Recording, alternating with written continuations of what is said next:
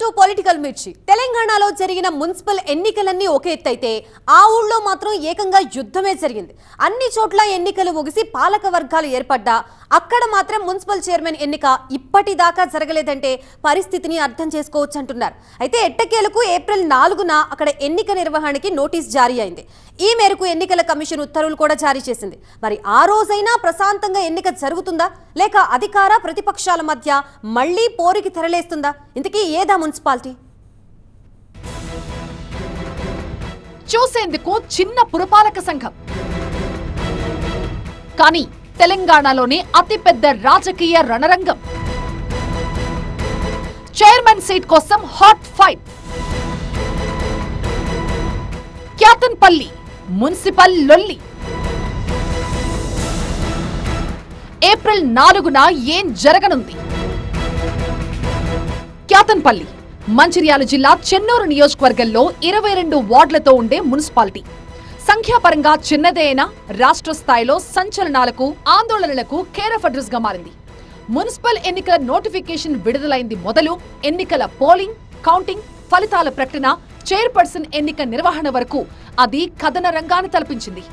22 వార్డులకు జరిగిన ఎన్నికల్లో BRS, CPI కూటమి 14 స్థానాలు దక్కించుకుంది.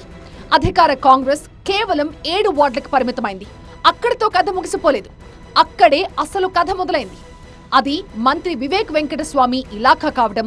మంచిర్యాల జిల్లా అంతా కాంగ్రెస్ గాలి వీచిన మాజీ ఎమ్మెల్యే బాల్కా సుమన్ వ్యూహంతో క్యాతన్పల్లిలో బీఆర్ఎస్ హవా కనిపించింది. దీంతో అసలు రచ్చ ఇక్కడే మొదలైంది. ఈ మున్సిపాలిటీని 6 హస్తగతం చేసుకోవాలన్న అధికార కాంగ్రెస్ తన అమ్ముల పొదిలోని అన్ని అస్త్రాలు ప్రయోగించింది. ఫిబ్రవరి 16న రాష్ట్ర వ్యాప్తంగా మున్సిపల్ చైర్మన్ల ఎన్నిక జరగ్గా క్యాతన్పల్లిలో మాత్రం ఆ తర్వాత రోజు జరిగింది. ఫిబ్రవరి 17న బీఆర్ఎస్, కాంగ్రెస్ల మధ్య ఏకంగా యుద్ధమే జరిగింది.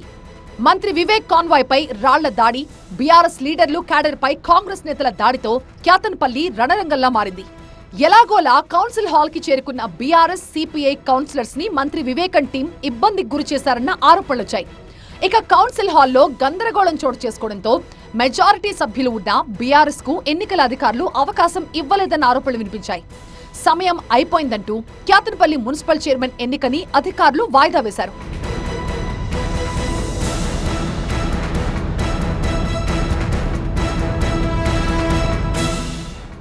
ఇక మంత్రి కాన్వాయ్ పై రాళ్ల దాడి, ఎన్నికల సందర్భంగా తలెత్తిన ఆందోళనలతో క్యాతన్పల్లి అట్టుడికిపోయింది. దాడి కేసులో బీఆర్ఎస్ నేత బాల్కా సుమన్ సహా 9 మందిని 14 రోజుల రిమాండ్ కి పంపించారు. క్యాతన్పల్లిలో చెలరేగిన రాజకీయ రచ్చ తెలంగాణని కుదిపేసింది. ఆ తర్వాత క్యాతన్పల్లిలో ఎన్నిక నిర్వహించాలని హైకోర్టుని బీఆర్ఎస్ ఆశ్రయించింది. దీంతో మార్చి 3 నుంచి 3 వారాల్లోపు ఎన్నికలు నిర్వహించాలని ఎన్నికల కమిషన్ ని హైకోర్టు ఆదేశించింది. ఆ గడువు కూడా ముగిసిపోవడంతో కోర్టు ధిక్కరణ కింద మరోసారి హైకోర్టు ఆశ్రయించింది బీఆర్ఎస్. దీంతో అలర్ట్ అయిన ఎన్నికల commission Kyathanpalli municipal chairman, vice chairman ఎన్నికలను ఏప్రిల్ 4న నిర్వహించాలని అధికారులను ఆదేశించింది. ఆ రోజు మధ్యాహ్నం 12:30 లోపు ఈ ప్రక్రియను పూర్తి చేయాలని, ఒకవేళ ఆ రోజున సాధ్యం కాకపోతే ఆ తర్వాత రోజైనా ఏప్రిల్ 5నైనా ఎన్నిక నిర్వహించాల్సిందే అంటూ ఉత్తర్వులు జారీ చేసింది. ఇక క్యాతన్పల్లితో పాటు వాయిదా పడ్డ ఖానాపూర్, ఇబ్రహీంపట్నం మున్సిపాలిటీలకు కూడా April 4 municipal chairman, vice chairman ఎన్నికలు నిర్వహించాలని ఆయా జిల్లా కలెక్టర్లను ఈసీ ఆదేశించింది. క్యాతన్పల్లిలో ప్రజాస్వామ్య స్ఫూర్తిని కాంగ్రెస్ తుంగలో తొక్కిందన్నారు బీఆర్ఎస్ మాజీ ఎమ్మెల్యే బాల్కా సుమన్. నువ్వు ఎంత ప్రజాస్వామ్య విలువలు పాటిస్తున్నావు ముఖ్యమంత్రి గారు ఈ రాష్ట్ర ప్రజలకు తెలియదా? ఇదే క్యాతన్పల్లిలో 22 వార్డులకు గాను క్యాతన్పల్లి మున్సిపాలిటీలో మేము 14 వార్డులు మేము గెలిచి కేవలం 7 వార్డులు మీ కాంగ్రెస్ గెలిస్తే ఇప్పటికి ఎన్నిక జరగనిస్తలేవు నువ్వు. కాంగ్రెస్ తరపున మంత్రి వివేక్, ఆయన తనయుడు Peddapalli MP Vamsi Krishna ex officio సభ్యులుగా పేరు నమోదు చేసుకోవడంతో క్యాతన్పల్లిలో కాంగ్రెస్ బలం 9కి చేరింది. స్వతంత్ర అభ్యర్థి కాంగ్రెస్ వైపు మొగ్గు చూపడంతో అధికార పార్టీ బలం 10కి పెరిగింది. అయితే బీఆర్ఎస్, సిపిఐ కూటమికి 14 మంది సభ్యులున్నారు.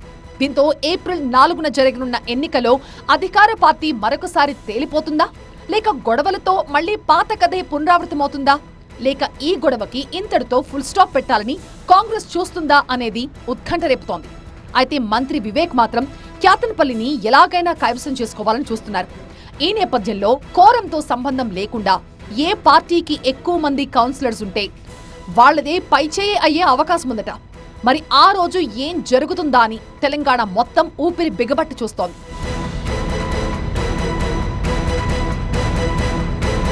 ఇంకోవైపు ఎన్నికలు జరిగిన రోజు నుంచి బీఆర్ఎస్ సిపిఐ కూటమికి చెందిన 14 మంది కౌన్సిలర్లు రహస్య శిబిరంలోనే కొనసాగుతున్నారట. గెలిచిన రోజు నుంచి తమ కౌన్సిలర్ల ముఖం కూడా చూడలేదని, కనీసం ఈ ఎన్నికతో అయినా కౌన్సిలర్లు మున్సిపాలిటీల్లో అడుగు పెడితే అదే 10,000 అంటున్నారు కేతన్పల్లి జనం. అయితే ఎన్నికల సంఘం ఆదేశాలను పాటించే బాధ్యత జిల్లా ఉన్నతాధికారుల మీదే ఉంటుంది. కానీ వాళ్ల మీద బీఆర్ఎస్ ఆరోపణలు చేస్తున్న నేపథ్యంలో ఏప్రిల్ 4న ఏం జరుగుతుందా అనే ఉత్కంఠ నెలకొంది. ఒకరు రాజు, మరొకరు బాబు. పెత్తనం కోసం ఒకరు, ప్రాబల్యం కోసం మరొకరు. ఇద్దరు అధికార పార్టీకి చెందిన వారే. వారిలో ఒకరు ఎమ్మెల్యే కాగా మరొకరు పార్టీ జిల్లా అధ్యక్షుడు. ఒకే పార్టీలో ఉన్న వారిద్దరి మధ్య వైరం పీక్స్ కి చేరిందట. మెట్టు దిగను పట్టు విడవను అన్నట్లు ఇద్దరు బెట్టు చేస్తున్నారట. ఇక వాళ్ళ అనుచరులు కూడా గ్రూపులుగా విడిపోయి ఆ నియోజకవర్గంలో ఆధిపత్యం కోసం పోటీ పడుతున్నారట. టీడీపీ కంచుకోటలో కలకలం పుట్టిస్తున్నారట. కొంతకాలం పాటు చాప కింద నీరులా స్తబ్దుగా ఉన్న విభేదాలు మరోసారి రచ్చకెక్కాయట. ఇంతకీ ఎవరా నేతలు, ఏదా నియోజకవర్గం? ఎమ్మెల్యే అయితే ఏంటట, జిల్లా అధ్యక్షుడి పెత్తనం ఏంటట, కేఎస్ఎన్ రాజు వర్సెస్ తాతయ్య బాబు. టీడీపీ కంచుకోటలో కలకలం. చోడవరంలో నువ్వా నేనా? అనకాపల్లి జిల్లాలో ఏ నియోజకవర్గమైనా రాజకీయాలు మామూలుగా ఉండవు. చోడవరంలో కూడా ప్రస్తుతం అలాంటి సిచ్యువేషనే ఉందట. టీడీపీకి కంచుకోట లాంటి నియోజకవర్గంలో ఎమ్మెల్యే కేఎస్ఎన్ రాజు, జిల్లా అధ్యక్షుడు తాతయ్య బాబు మధ్య పచ్చగడ్డి వేస్తే బగ్గుమంటుందట. చోడవరంలో పబ్లిక్ లీడర్ గా టీడీపీ సిట్టింగ్ ఎమ్మెల్యే కేఎస్ఎన్ రాజుకు పట్టుంది. ఇక మాస్ లీడర్ గా అనకాపల్లి జిల్లా టీడీపీ అధ్యక్షుడు బత్తుల తాతయ్య బాబు కూడా విపరీతమైన ఫాలోయింగ్ ఉంటుంది. అందుకే పార్టీ అధిష్టానం తాతయ్య బాబుకు జిల్లా అధ్యక్ష పదవిని కట్టబెట్టడంతో పాటు కీలకమైన AP housing board corporation chairman పదవిని కూడా ఇచ్చింది. ఉచ్చేపేట మండలం వడ్డాదికి చెందిన తాతయ్య బాబు జిల్లా రాజకీయాల్లో చురుగ్గా ఉంటారు. ఇద్దరు నేతలు ఒకే నియోజకవర్గానికి చెందిన వారు కావడం, ఒకరు లోకల్ ఎమ్మెల్యే, మరొకరు ఏకంగా జిల్లా అధ్యక్షుడు కావడంతో ఇద్దరి మధ్య ఆధిపత్య పోరు కొనసాగుతూనే ఉందట. మొదటి నుంచి కూడా ఒకే పార్టీలో ఉన్న వీళ్ళిద్దరూ కలిసి ఉన్నట్టే కనిపించినా వెనుక మాత్రం ఒకరిపై ఒకరు కత్తులు నూరుకునే పరిస్థితి ఉందట. వాళ్ళ అనుచరులు కూడా నాయకులకు తగ్గట్టుగానే గ్రూపులుగా విడిపోయి ఆధిపత్య పోరును మరింత వేడెక్కిస్తున్నారట. కలిదిండి సూర్యనాగ సన్యాసిరాజు అలియాస్ కేఎస్ఎన్ రాజు 2009-2014 అసెంబ్లీ ఎన్నికల్లో చోడవరం నుంచి ఎమ్మెల్యేగా గెలుపొందారు. 2019లో వైసీపీ చేతిలో ఓడిపోయారు. గత ఎన్నికల్లో మళ్లీ ఎమ్మెల్యేగా గెలిచారు. ఆయన 1995 నుంచి రాజకీయాల్లో ఉన్న సీనియర్ లీడర్. తాతయ్య బాబుకు ఎమ్మెల్యే కావాలనే కళ ఎప్పటి నుంచో ఉందట. వైసీపీ ప్రభుత్వం హయాంలో చోడవరం టీడీపీ ఇన్ఛార్జిగా పనిచేశారు. అప్పట్లో ప్రతిపక్షం తరపున నియోజకవర్గంలో యాక్టివ్ గా పనిచేశారు తాతయ్య బాబు. పార్టీ కష్టకాలంలో ఉన్నప్పుడు తెగ కష్టపడి పనిచేశారని చెప్తారు.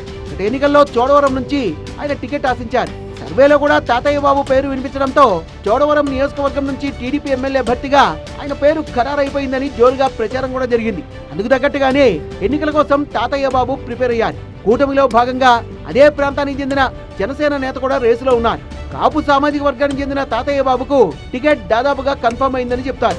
చివరి నిమిషంలో ఈక్వేషన్స్ మారడంతో టికెట్ ను కేఎస్ఎన్ రాజు దక్కించుకున్నారు. తాతయ్య బాబుకు రెండోసారి కూడా అధ్యక్ష పదవి రావడం, కూటమి ప్రభుత్వం 100 రోజులు పూర్తి చేసుకున్న సందర్భంగా ప్రకటించిన నామినేటెడ్ పదవుల్లో AP housing board corporation chairman పదవి ఆయనకు దక్కడం ఎమ్మెల్యే వర్గానికి మింగుడు పడలేదట. చోడవరం సైకిల్లో మళ్లీ వర్గపోరు షురూ అయిందంట. జిల్లా అధ్యక్షుడిగా పార్టీ క్యాడర్ ను ఏకతాటిపై నడిపిస్తూ కూటమి నేతల్ని సమన్వయం చేసుకుంటూ వ్యూహాత్మకంగా ముందుకు సాగుతున్నారట తాతయ్య బాబు. చోడవరం నియోజకవర్గంలో మాత్రం స్థానిక ఎమ్మెల్యే కేఎస్ఎన్ రాజుదే పై చేయి అంటున్నారు. ఆధిపత్యం కోసం ఎదురు చూస్తున్న ఎమ్మెల్యే అవకాశం వచ్చినప్పుడల్లా తాతయ్య బాబును పక్కన పెట్టేస్తున్నారట. ఆయన జిల్లా అధ్యక్షుడైనప్పటికీ తన నియోజకవర్గంలో తానే రాజునంటూ కేఎస్ఎన్ రాజు ముందుకు వెళ్తున్నారట. ఎమ్మెల్యేగా తాను పాల్గొనే కార్యక్రమాలకు జిల్లా అధ్యక్షుడిని దూరంగా పెట్టడంలో ఆయన విజయం సాధించారట. రాజుగారి వ్యూహాలకు తాతయ్య బాబు ఇబ్బంది పడక తప్పడం లేదట. దీంతో చోడవరంలో టీడీపీ క్యాడర్ 2 గ్రూపులుగా విడిపోయిందట. తాతయ్య బాబు స్వగ్రామం వడ్డాదిలో ఉపాధి హామీ పథకం కింద సీసీ రోడ్ నిర్మాణానికి నిధులు మంజూరయ్యాయి. స్థానిక ఎమ్మెల్యేగా కేఎస్ఎన్ రాజు వచ్చి ఆ రోడ్డు నిర్మాణ పనులకు భూమి పూజ చేశారు. ఆ తర్వాత పనులు కూడా మొదలయ్యాయి. ఆయా కార్యక్రమాలకు తాతయ్య బాబును ఆయన వర్గాన్ని ఆహ్వానించకుండా ఎమ్మెల్యే వర్గం వాళ్ళను పక్కన పెట్టేసింది.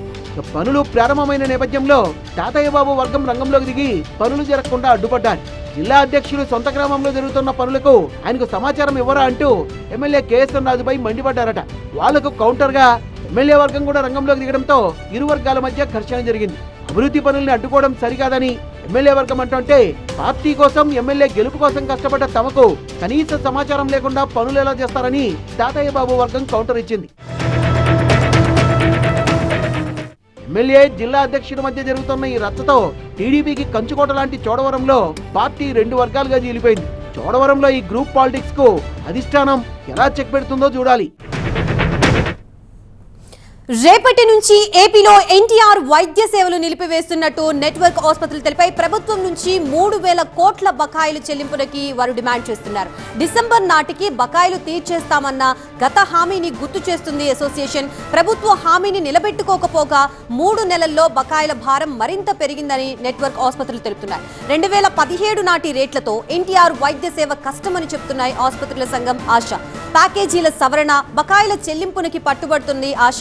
గత్యంతరం లేని పరిస్థితుల్లోనే వైద్య సేవలు నిలిపివేస్తున్నట్లు ప్రకటించారు. బకాయిలు చెల్లించకుండా యూనివర్సల్ హెల్త్ స్కీమ్ తేవడంపై మరో అభ్యంతరం వ్యక్తం చేశారు. ప్రభుత్వం వెంటనే స్పందించకపోతే ఆందోళనకు దిగుతామని కూడా హెచ్చరించారు.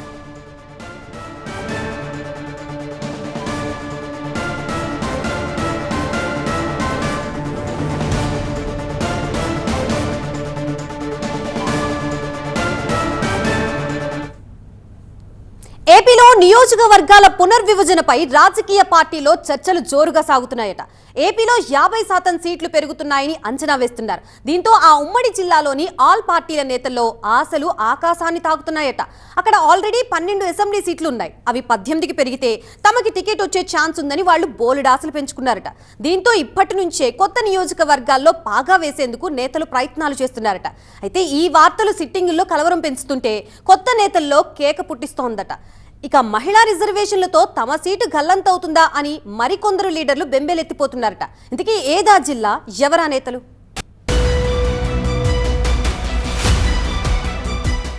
కొత్త నేతలకు అవకాశాలు, సిట్టింగ్లకు సీట్ పరేషాన్, మహిళా రిజర్వేషన్స్ తో నేతల గుండెల్లో గుబులు, ఇప్పటి నుండే కుర్చీలో కర్చీఫ్లు. ఏపీలో అసెంబ్లీ నియోజకవర్గాల పునర్విభజనకు లైన్ క్లియర్ అయినట్టేనన్న ప్రచారం జోరుగా సాగుతోంది.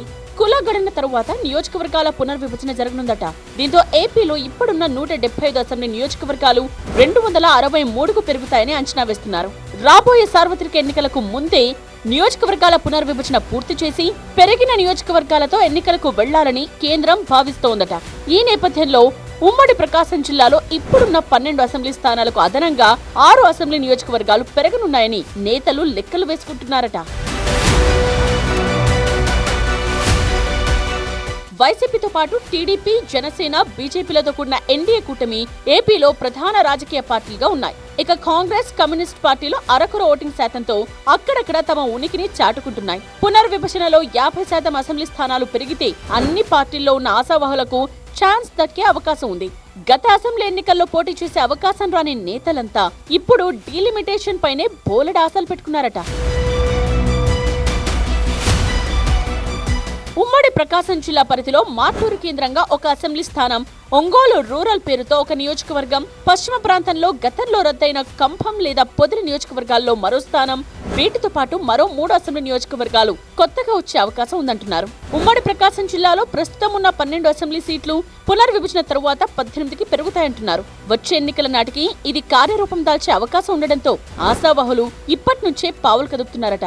2024 ఎన్నికల్లో 175 స్థానాల్లో పోటీ చేసి 11 స్థానాలకే పరిమితమైన వైసీపీ నుండి రాబోయే ఎన్నికల్లో పోటీ చేసేందుకు కొత్త నేతలు తెగ ఉత్సాహం చూపిస్తున్నారట.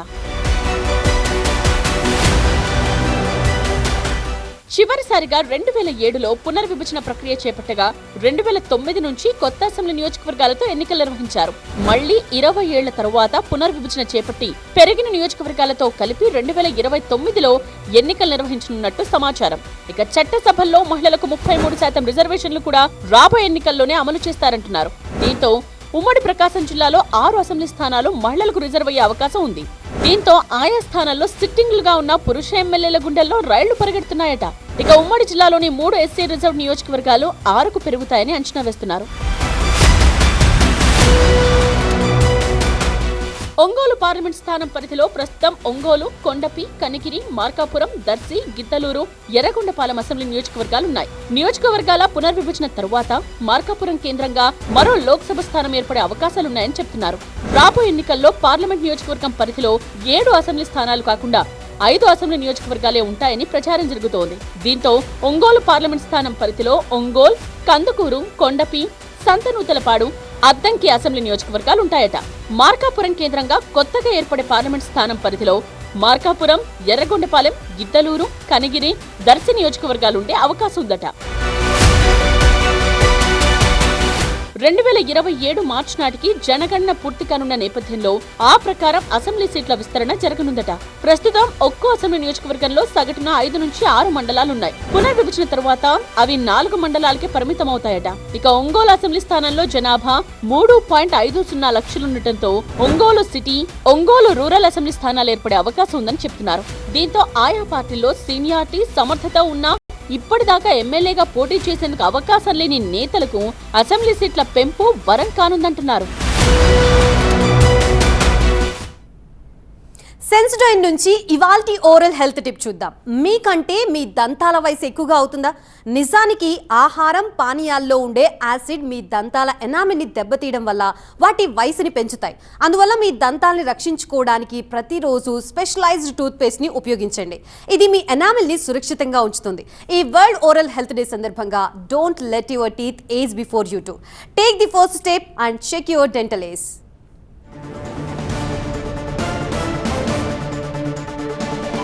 కాంగ్రెస్ నేత కాటా శ్రీనివాస్ కి ఎమ్మెల్యే మహిపాల్ రెడ్డి కౌంటర్ ఇచ్చారు. తాను భూమి కబ్జా చేసినట్లు నిరూపిస్తే దేనికైనా సిద్ధమని సవాల్ విసిరారు. మంత్రి దామోదర్ కూతురి పేరు చెప్పి కాటా శ్రీనివాస్ ఎంత డబ్బులు వసూలు చేశారో చెప్పాలన్నారు.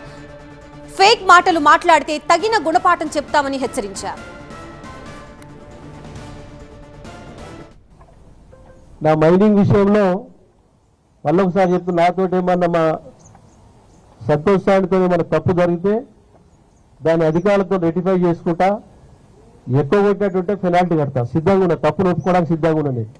కానీ ఇష్టానుసారంగా మీరు చేసి పొలిటికల్ ప్రెషర్లు పెట్టి 2 సంవత్సరాలు సీజ్ చేసి ఇవన్నీ గిట్ట చేయడం కరెక్ట్ కాదు. మీరు చేసేటివన్నీ చిట్ట చాలా పెద్దగా ఉంది, మళ్ళీ అవసరంగా పెడతా బయట. మీరు చెప్పిన దానికే కౌంటర్ చేయడం జరుగుతుంది. మీరు చేసే హరాస్మెంట్లు టీఎస్ఐ పాస్కు సంబంధించిన ల్యాండ్ల విషయంలో ఇంచుమించు 600-700 ఎకరాల ల్యాండ్ లావాదేవీలు నడుస్తూ ఉన్నాయి. దాని మీద ప్రత్యేకంగా టోటల్ ఆధారాలతో సహా ఏ గ్రామంలో ఎంత పోతా ఉన్నది, రైతులతో ఎటువంటి ఇబ్బందులు పెడతా ఉన్నారు, ఎటువంటి బలవంతంగా తీసుకుంటా ఉన్నారు, రైతులకు ఇచ్చే రేటు ఒకటి, ఇండస్ట్రీ వాళ్ళకి ఇచ్చే రేటు ఒకటి, దాని మీద పెద్ద రియల్ ఎస్టేట్ దందా నడుస్తూ ఉన్నది. అవన్నీ ఆధారాలతో అన్ని సేకరించడం జరుగుతూ ఉన్నది. మీ ముందే పెడతాం. టీఎస్ఐ పాస్ ఎండి ఆఫీస్ ముట్టడిస్తాం, కలెక్టర్ ఆఫీస్ ముట్టడిస్తాం. వదిలిపెట్టే క్వశ్చనే లేదనుకో చెప్తా ఉన్నా. ప్రజాస్వామ్య పద్ధతిలో మూసీ పునర్జీవ పనులు చేపడతామన్నారు డిప్యూటీ సీఎం బట్టి. మార్చి 31 నుంచి ఏప్రిల్ 15 వరకు 15 రోజుల పాటు ఆన్లైన్లో అభిప్రాయ సేకరణ చేపడతామన్నారు. విలువైన సూచనలు చేసిన వారితో సబ్ కమిటీ భేటీ అవుతుందని వివరించారు. డిఫెన్స్ భూములు, పునరావాసం, డిజైన్లపై వేగవంతమైన చర్యలు తీసుకుంటామన్నారు. బ్యాంకర్లతో చర్చలు, పనుల విభజనపై అధికారులకి సూచనలు చేశామని వివరించారు బట్టి.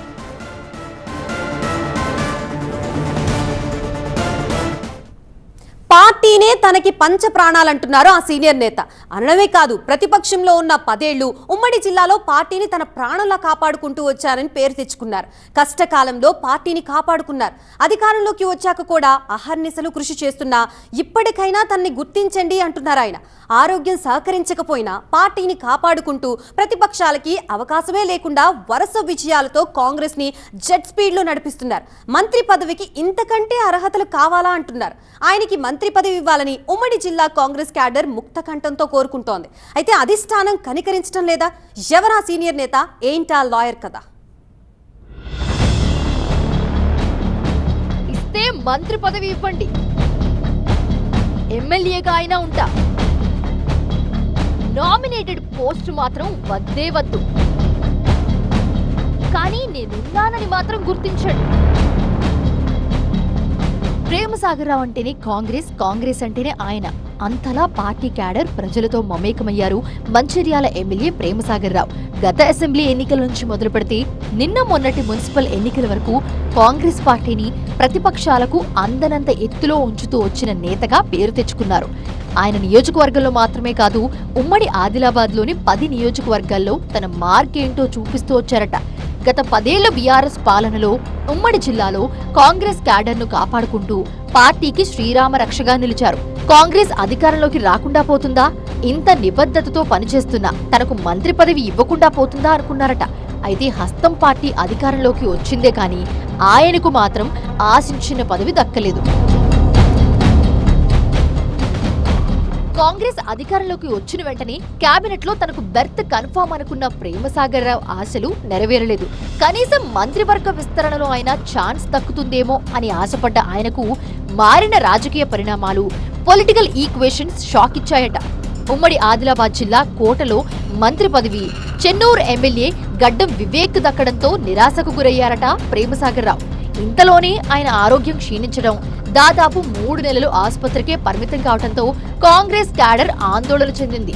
ముందుండి నడిపించే నాయకుడు అనారోగ్యం పాలవడంతో తమ పరిస్థితి ఏంటా అన్న ఆవేదనతో మంచిర్యాల కార్యకర్తలు ఆవేదన చెందారు. ఇంతలోనే అధిష్టానం ఒక అడుగు ముందుకు వేసి ప్రేమసాగర్ రావుకు కేబినెట్ హోదాతో కూడిన సివిల్ సప్లైస్ కార్పొరేషన్ చైర్మన్ పదవిని ఇస్తూ గత అక్టోబర్లో నిర్ణయం తీసుకుంది. అయితే ఆ పదవిని చేపట్టేందుకు ఆయన అప్పట్లోనే విముఖత వ్యక్తం చేశారట. అప్పటి నుంచి ఇప్పటి వరకు ఆ పదవిని ఆయన చేపట్టలేదు. అధిష్టానం సైతం ఆ పదవి విషయంలో ఆయన ఒత్తిడి చేసి సాహసం చేయలేకపోయిందట. అయితే అసెంబ్లీ సమావేశాల నేపథ్యంలో ఈ పదవి బాధ్యతల వ్యవహారం మరోసారి తెరపైకొచ్చిందట. సివిల్ సప్లైస్ కార్పొరేషన్ చైర్మన్ పదవిని స్వీకరించాలంటూ అధిష్టానం కోరగా ప్రేమసాగర్ సున్నితంగా తిరస్కరించారట. నామినేటెడ్ పదవులు తనకు వద్దని, ఇవ్వాలనుకుంటే మంత్రి పదవి ఇవ్వండని, లేదంటే ఇలాగే ఎమ్మెల్యేగానే పార్టీకి నమ్మిన బంటుగానే కొనసాగుతానని చెప్పుకుంటూ వచ్చారట. మంత్రి పదవి రాలేదని అసంతృప్తిని పక్కన పెట్టి అభివృద్ధిలో తన నియోజకవర్గాన్ని రాష్ట్రంలోనే టాప్ స్థానంలో నిలబెట్టడంతో నిబద్ధత అంటే అది అని ప్రేమసాగర్ రావుని తెగ ప్రశంసిస్తున్నారట కాంగ్రెస్ ఎమ్మెల్యేలు. మరోవైపు ఉమ్మడి జిల్లాలో మంత్రిగా ఉన్న వివేక్ తన నియోజకవర్గ అభివృద్ధి విషయంలో వెనకబడిపోవడం, సర్పంచ్ మున్సిపల్ ఎన్నికల్లోనూ పరాజయాల పాలవడం, క్యాతన్పల్లి మున్సిపల్ ఎన్నిక రాష్ట్రంలో హాట్ టాపిక్ గా మారడంతో ప్రేమసాగర్ రావుకు మంత్రి పదవి ఇచ్చి ఉంటే జిల్లాలో ఇలాంటి పరిస్థితి వచ్చుండేదా అనే చర్చ కాంగ్రెస్ వర్గాల్లో సాగుతుందట. తన ఆరోగ్యం సహకరించకపోయినా మంచిర్యాల తొలి కార్పొరేషన్ ఎన్నికల్లోనే అధికార పార్టీకి ఊహించని విజయాన్ని అందించారని, 60 డివిజన్లకు గాను 45 డివిజన్లను గెలుచుకుని కాంగ్రెస్ పార్టీ జెండా ఎగురవేశారని ప్రేమసాగర్ రావుపై ప్రశంసలు కురుస్తున్నాయట. ఇక ఇటు లక్షెట్టిపేట మున్సిపాలిటీలో 15 సీట్లకు 11 సీట్లను గెలుచుకుని సభాష్ అనిపించుకున్నారట. పార్టీ కోసం ఇంత కృషి చేస్తున్న ప్రేమసాగర్ రావును అధిష్టానం పట్టించుకోదా అని కాంగ్రెస్ క్యాడర్, ఆయన అనుచరులు ఆవేదన వ్యక్తం చేస్తున్నారట. రాబోయే మంత్రివర్గ విస్తరణలో అయినా సరే ప్రేమసాగర్ రావుకు మంత్రి పదవి ఇవ్వాలని ఉమ్మడి ఆదిలాబాద్ కాంగ్రెస్ కార్యకర్తలు డిమాండ్ చేస్తున్నారట. భవిష్యత్తులో అయినా ప్రేమసాగర్ రావుకు మంత్రి పదవి దక్కుతోందా? కాంగ్రెస్ క్యాడర్ కోరిక రాబోయే రోజుల్లో అయినా నెరవేరుతుందో లేదో చూడాలి.